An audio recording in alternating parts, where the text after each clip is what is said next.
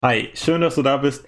Wir schauen uns heute an, warum der Inkognito-Modus in allen Browsern einfach leicht zu umgehen ist. Also er bietet nicht die Sicherheit, die er uns verspricht.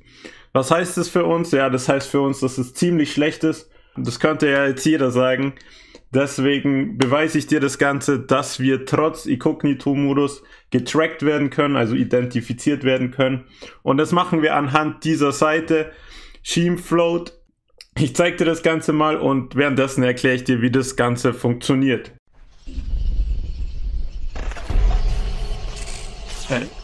Cybersecurity. Be part of IT.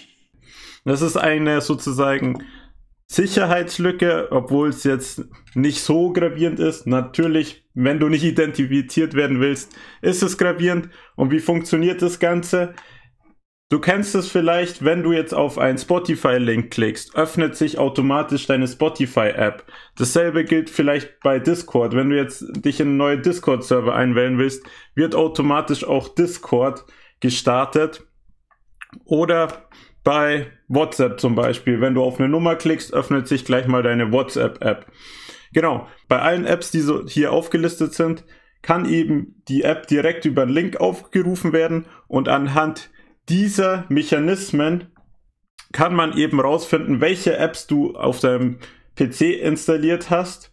Das ist ziemlich schlecht. Wir sehen jetzt hier, es wurde eine Identität für uns erstellt, die 810 bla bla bla.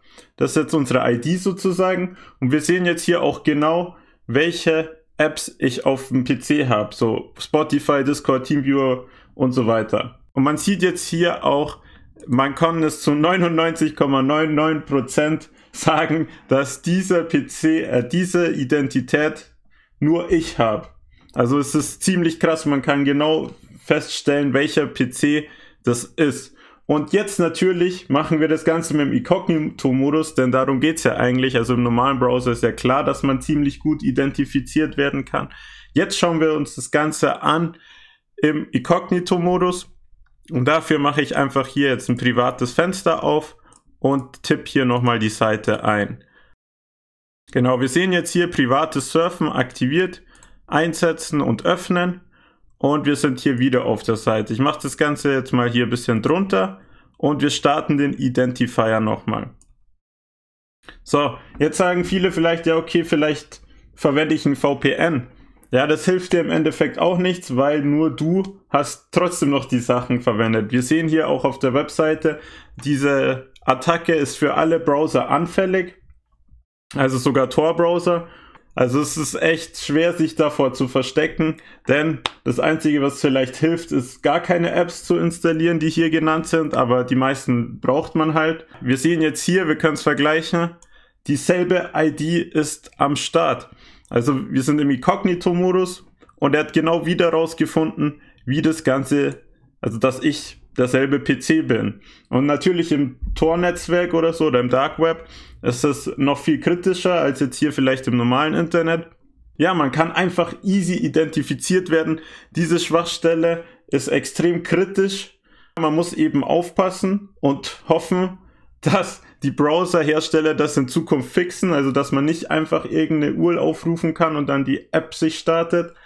Und wenn das eben nicht gemacht wird, dann wird diese Schwachstelle sozusagen immer vorhanden bleiben und man kann trotz Inkognito-Modus identifiziert werden. Also verlasst euch nicht auf den Inkognito-Modus, wenn ihr anonym bleiben wollt. Das ist ein sehr großer Fehler. Am besten gleich komplett anderen PC verwenden, wenn ihr anonym sein wollt. Ja, natürlich auch eine andere IP-Adresse über einen VPN. Aber nur ein VPN reicht nicht. Also anderer PC und VPN macht euch halbwegs sicherer und nicht identifizierbar. Genau das wollte ich euch mal zeigen. Link zu der Seite kommt in die Beschreibung. Ihr könnt es selber durchführen, falls ihr mir nicht glaubt. Ich finde das Thema extrem interessant. Jetzt nochmal so aus der Hacker-Perspektive.